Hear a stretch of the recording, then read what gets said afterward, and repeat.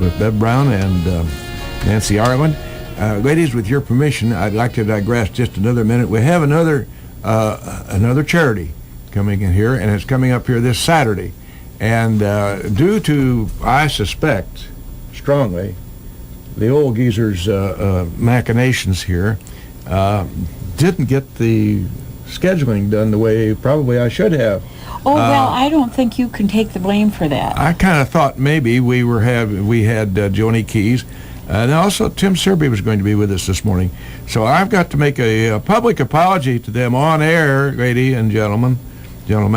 I'll come see you on bended knee here very soon. I'd like very much to talk for just a minute about this polar plunge, which is going to be this Saturday. It's, of course, for Special Olympics, and what a cause we all know that is. That's another one of these great causes that people can really get behind and put their shoulder to and feel good about. But you don't feel very good plunging into the cold water. I challenged Bev to go into the water with me this Saturday, and she froze on the spot.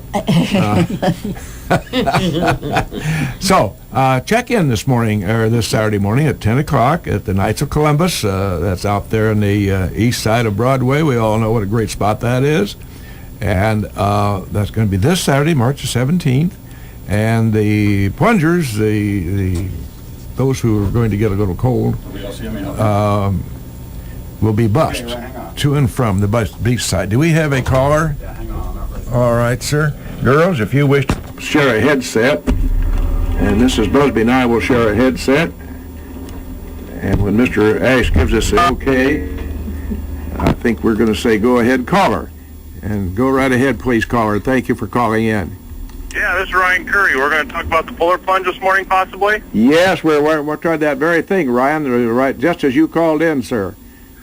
How are the volunteers coming along? Do you have a full set yet? We've got everything taken care of for this weekend. We've got about 35 to 50 volunteers that's going to be out at the beach, as well as out at the Knights of Columbus doing the registration. Mm-hmm. And the law enforcement torch run, this is not the first year for that either. Do you want to talk a little bit about that, Ryan? Well, the torch run has been around for quite a few years, and that is one of the biggest fundraisers for Special Olympics Illinois. They usually present a check during the summer games up at Bloomington. For our track and field, we actually have opening ceremonies just like the regular Olympics do. That's a big deal. And they present a check then, and the last couple of years has been well over $1 million that they've raised through the torch run. Wow, that is very successful. My gosh, is this just an Illinois thing, the torch run?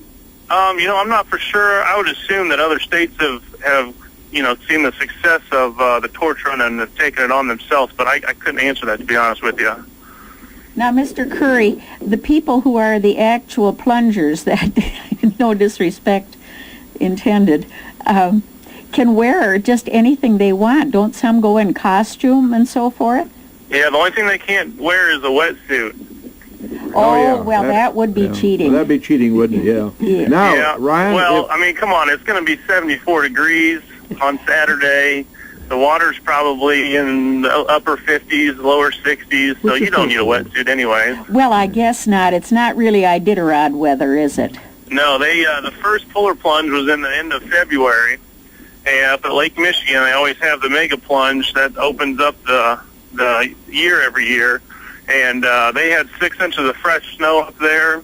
And the mega plunge, they go in every hour on the hour. So not the same people, surely. Yes. Yeah, they have cots up there that they get some sleep in between. It's a well-organized event up there as well, and that's definitely a polar plunge, because you think Lake Michigan up there in the end of February with 6 inches of fresh snow, that's going to be a polar plunge. We've just really lucked out being here, in central Illinois. The last several years we've lucked out as far as the weather. Oh, well, you sure lucked out this year, that's for sure. Now, the people who participate have a minimum that they have to attain by way of a contribution to the Special Olympics. Every individual, if you're on a team or if you're just coming out to plunge by yourself or you have a group of friends, Every individual has to raise at least $75, and with that, they get a free hooded sweatshirt. They're getting lunch for free, as well as their name put in some of the prizes as well. Judy this year, and I we've pay actually stepped it up $37.50. to try to get some of the students involved, and any student from grade school through high school, any student that plunges this year and raises their $75 are also going to get their name entered into a 32-inch flat screen TV. So they're going to get their name in here locally, and if you end up raising, I think, $250 or $500, you actually get your name put in with the whole state of Illinois for box seats up at Wrigley Field. They've got trips to Mexico. It's a whole statewide your name gets put in. So the more money you raise, the bigger gifts, that you've got the potential to win. Well, that's an incentive for crying out loud. Yeah, they put a lot of money, they get a lot of good donations. They've got White Sox tickets, Blackhawk tickets, Cub tickets. I mean, you name it. There's a whole list of them on the website at plungeillinois.com that, you get a lot of people to donate some good gifts up there in the Chicagoland area. Now, when you have your track and field events up at Bloomington Normal, how many people participate in that? There's over 4,000 athletes throughout the state of Illinois that come there for the summer games, and that is just the athletes who already competed in a district level and made it to state. So that's not the whole entire state that's going there. They have to, like our guys and girls, that will have to participate in a district event in May, and if they win their event in May, they're invited to state, which would be in June. So there's going to be 4,000 state qualified athletes up there in June, and there's usually just as many volunteers for that weekend too. So you're looking at 10 to 12,000 people up at ISU that weekend. Wow. Now, the track and field events aren't the only athletic events that are held. I know that there are big basketball rivalries that have arisen. Correct. We have got our state basketball tournament is actually this weekend. Unfortunately, it fell on our polar plunge day, but starting Friday, Saturday, and Sunday this week, we're going to have our state tournament up in Bloomington, and it's gotten so big we actually use all of Horton Fieldhouse in Bloomington. We also use all of Illinois Wesleyan, and we also now have a high school that they use for just the high school teams for their tournament. So there's going to be way over 140 teams up there this weekend competing for the state championship for basketball. And you'll be having a team, won't you, from here? Yes, we have 2 teams that are going this year. We had 3 basketball teams this year, and we actually have 2 of them that will be competing in the state tournament this weekend. So, yeah, we usually, depending on our numbers, we usually have anywhere from 3 to 5 basketball teams that start practicing in October, and obviously this weekend will be their last weekend of practice. And then we also start into track and field in a month. Then we also have 3 softball teams, and then we have a large bowling team as well. So those are the 4 events that we do locally here in Lincoln, Illinois. Well, Ryan Curry, we appreciate very much your involvement in this, as you have been for a long time. Your timing on the call was absolutely perfect because we were just talking about that. And Judy and I have just talked it over here while you were talking. And if we can get Jim Ash to go in, we'll kick in $37.50 apiece. if he'll plunge. Hey, we up for we that, love Jim? It. Good You'll boy. be there. We're getting more. Well, he'll and more be there. people. It'll be broadcasting. But he'll have a sweatshirt on. Well, Ryan, thanks very, very much, son. I appreciate that. Everybody appreciates the effort you put into this. Once again, it's one of the real needs in the community, and as always, somebody seems to step forward and fill that need. You be sure and tell Joni Keys that you've taken me off the hook with your phone call, will you? Okay, I will. Yeah, thank you a lot, Ryan. All right, thank you. Yeah, thank you very much. Well, once again, there again, somebody else is seeing a need for something and stepping forward and getting the job done. Now, Mrs. Ireland, is there any way that that with Jim's and your avocation in your ballooning, that you have worked that into some way of a fundraiser for MS at all? Well, excuse me. One year they sold some raffle tickets for a balloon ride. We did that. So, yeah, we did that. Otherwise, we don't take the balloon out to the park usually because we're so busy with everything else. It's just one more thing that would take up more time than we have. So we just have to kind of keep those separated. Well, for all you folks, and we have quite a few here in the immediate area that enjoy ballooning, don't we? Oh, yes. Suddenly, Mother Nature has been very kind to us down here, and I suspect that there's probably some ballooning. Well, as a matter of fact, there was one called to our attention today in the newspaper. Probably a lot Well, you more were of up that going last on. night, weren't you? Yes, yesterday was a perfect day to fly, and so we all got together and took the balloon out. Good for you. Digressing just a minute here on that particular matter, what's the farthest you and Jim have gone from liftoff to when you set down? One year, Jim did a long-distance flight, and he took off in Macomb, Illinois, and flew to just south of Bloomington, Indiana. Now, it was a very cold March day. Temperatures were probably around 0, and he had winds that took him, that distance. It was kind of a competition that he was participating in. I see. Yeah. And so it was kind of exciting type flight. It's like a once in a lifetime type thing. Were you with him? I was not. Was that a solo? He flew solo. Really? Yes. Interesting. And it was quite interesting. We had 2 chase crews that time. We had one that helped him get off the ground, and then the other one caught up with him halfway through the flight, and we could see him way up there, but he was up pretty high that day. So How long did that take? 4.5 hours. That's Think not- you could do that, Bev, as cold as it was up there? No, but I was lucky enough to go up in one of their friends' balloons, and it is gorgeous Yeah, up I'm sure there. that's a sight, yeah. I need to do that on my bucket list. Yes, bucket list is getting a little bit definitely longer. put it on your bucket Yeah, list. definitely. And even the landing was just as smooth as could be. Not all of them are, by the by. Well, then when I lucked out, I had a good pilot. Well, specifically with regards to the MS walk here, can you always use volunteers, or do you need to have them sign up in advance so you know how to assign your help and so that you're covered?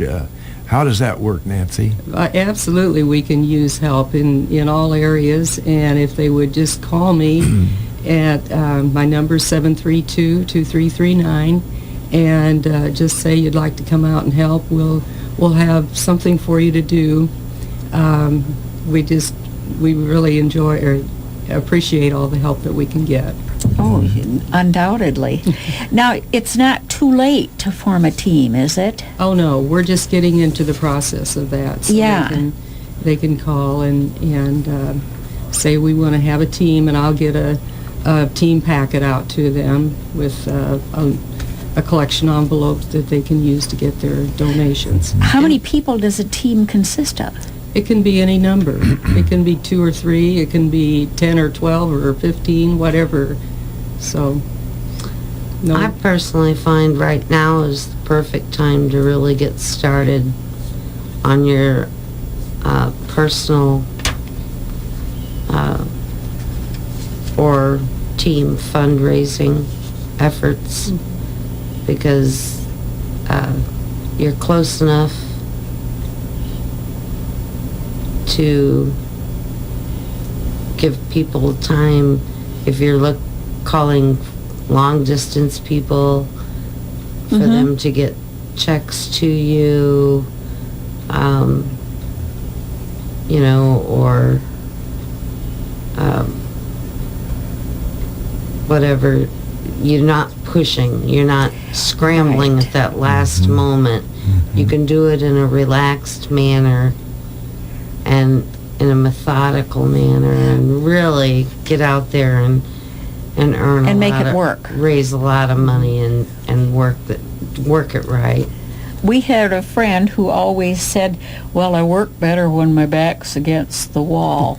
But it really isn't a good mantra, is it? No, especially not for this. Putting it off to the last minute sometimes is a little bit stressful. Once again, before we close, and I have another little announcement I want to make community-wise, but once again, before we close, give us the time and the dates here. And, of course, it's going to be at Kickapoo Park. That's the old Scully Park. God love Mrs. Scully. Once again, she came yes. left that legacy to this community, and it's used a lot. And now I understand they're redoing some of the, this is for you, some of the physical challenges on the trail. So, once again, and then see the time, place, and so forth. So we pin this down. Okay, we're going to be out at Kickapoo Creek Park. It's a beautiful setting, even if you haven't ever been there, and I can't No, it is. imagine anyone not being having gone out there, but it's just a lovely place to have a park. It will be Sunday, May 6th, and we start checking in at noon. We'll have team pictures at 12:30, and then we'll have the walk start at 1:30. And there's snacks. We'll have waters and maybe some snack items.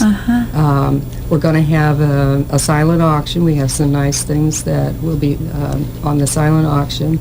Darlene Bagulka is going to be there with her Tupperware fundraiser thing, where we get 40% for certain items. So she's going to help us out there, and then we're going to have hopefully a bags tournament. Yes. So And we've already defined that. I now know what it is. Well, Yes. it's nice of you to have that on Jean's birthday, and I'm not going to tell you. I'm not going to tell you what day it is, because I want to go home when I get done here. Well, and plus But- Mr. Hackett makes it so much fun with his DJ stuff.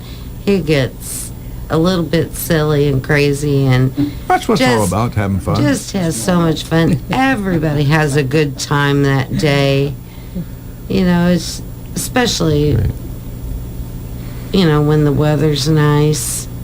You just have a great time. We appreciate The your appearance. camaraderie is Yeah. great. Thank you very much for coming here with Nancy. I think it's particularly poignant that you make your appearance, giving your experiences with this very personal matter with you. That's very nice of you to do that. Nancy, once again, thank Jim for turning you loose this morning to get out here. Down south, Elkhart. They sold out their Elkhart Historical Society meeting for this week. They're going to have the third and the final one on March the 26th. And so Elkhart Historical Society, once again, they're going to about the Irish in Logan County, and Paul Beaver will be making that presentation March the 26th. And I think if there are some seats still available. And don't worry about that. Mine did that a while ago, so it's okay, Bev. We always try to close with a quotation pertinent to the subject matter. I came up with one of the day I thought Judy really worked well. The word alms has no singular, as if to teach us that a singular act of charity is no charity. Thank you for Viewpoint.